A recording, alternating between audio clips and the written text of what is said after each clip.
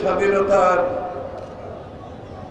ভিত্তিপ্রস্তর স্থাপন করেছিলেন এই দুটি কাজের মাধ্যমে। একটা হচ্ছে এখানে বিদ্রোহ করে পাকিস্তানিদের বিরুদ্ধে প্রথম মুক্তিযোদ্ধা হিসেবে যুদ্ধক্ষেত্রে রণাঙ্গনে নেমেছিলেন। দ্বিতীয় ভিত্তি হচ্ছে বাংলাদেশের স্বাধীনতা ঘোষণা করা। সেই স্বাধীনতা ঘোষণার পরে যাদের মধ্যে সন্দেহ ছিল, যারা পথ নির্দেশনা পাচ্ছিল না, কারণ শেখ মুজিবুর রহমান তো পাকিস্তানে চলে গেছেন, উনি পাকিস্তানদের হাতে ধরা দিয়ে উনি পাকিস্তান চলে গেছেন, বাংলাদেশের মানুষ পথ খুঁজে পাচ্ছিল না।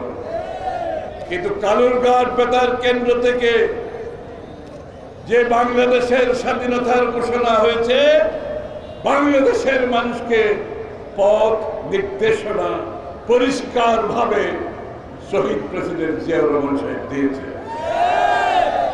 তারপরে পুরো জাতি যুদ্ধে নেমে গেছে।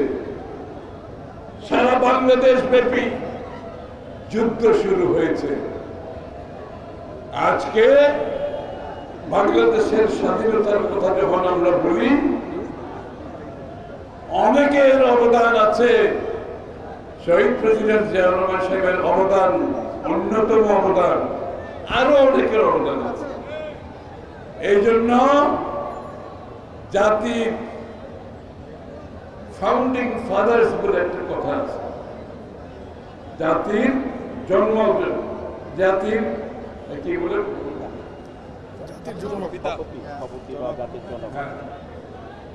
সুতরাং জাতির জনক বলতে যা বুঝায়, এগুলো কোনো এক ব্যক্তির কথা নয়।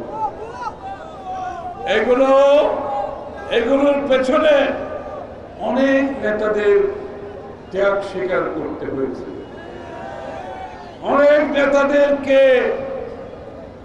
জীবন যুদ্ধে নামতে হয়েছে, অনেকে সম্মুখ যুদ্ধ, জিয়াউর রহমান সাহেব সহ সম্মুখ যুদ্ধে যুদ্ধ করে বাংলাদেশকে স্বাধীন করেছে। অনেকের অনেক ভূমিকা আছে। সবাইকে স্বীকৃতি দিতে হবে, সবাইকে স্বীকৃতি দিতে হবে। এই জন্য আমেরিকাতে এদেরকে বলে ফাউন্ডিং ফাদার্স, অর্থাৎ অনেকের যাদের অবদান আছে সকলকে স্বীকৃতি দিয়ে জাতির জনক হিসাবে একাধিক ব্যক্তি যাদের অবদান আছে তাদেরকে স্বীকৃতি দিয়ে আজ পর্যন্ত সবাইকে ওরা স্মরণ করে, শুধু কোনো একজন ব্যক্তি নয়। ওই যে একজন ব্যক্তিকে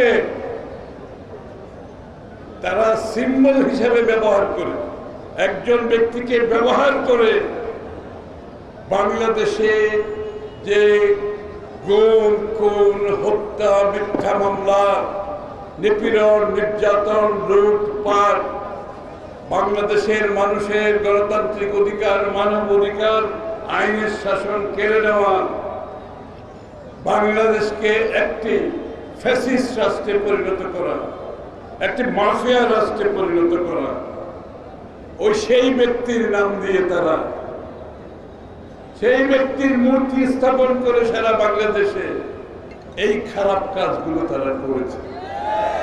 এই স্বৈরাচারের যখন পতন হয়, যেই ব্যক্তিকে ব্যবহার করে এই কাজগুলো করেছে সেই ব্যক্তির মূর্তিগুলো সব নেমে যায়। সেই ব্যক্তিকে ব্যবহার করে তারা এই খারাপ কাজগুলো করেছে, তাদের সাথে সাথে সেই ব্যক্তিটিও জনগণের কাছ থেকে হঠাৎ করে যেন চলে যায়। এটা তো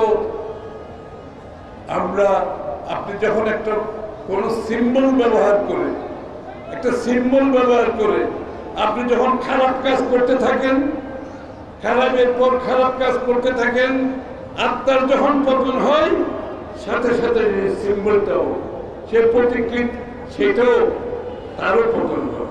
এটা দুর্ভাগ্য, এটা দুর্ভাগ্য।